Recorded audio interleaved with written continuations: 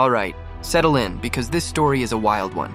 You ever have one of those days where you decide to go visit a friend and it turns into an epic, almost mythical quest? Well, that's exactly what happened to Tarmist and his buddy Steven. So, picture this. Tarmist and Steven are just chilling, right? And Tarmist gets this brilliant idea. Hey, Steven, he says, you know what we should do? We should go visit Gumball in Darwin. Steven's all for it.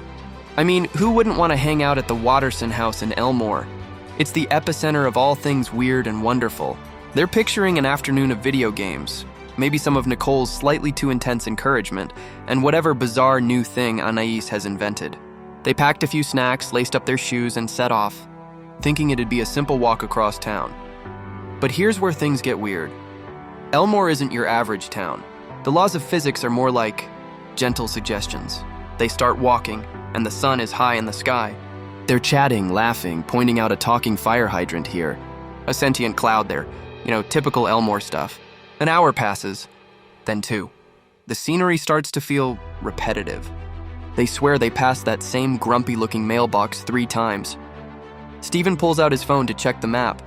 The little blue dot that's supposed to be them is just spinning. The GPS is completely fried. Tarmist, ever the optimist, just says, don't worry, we're probably just around the corner. But as day turns into a surreal, candy-colored sunset, and that sunset turns into a star-filled night, a daunting realization hits them. They are completely and utterly lost. The simple walk to a friend's house has turned into an endless journey. They had to huddle together for warmth as the moon, which had a face and was humming off-key, passed overhead. The next morning, they wake up sore and confused to the sound of a familiar, slightly panicked voice.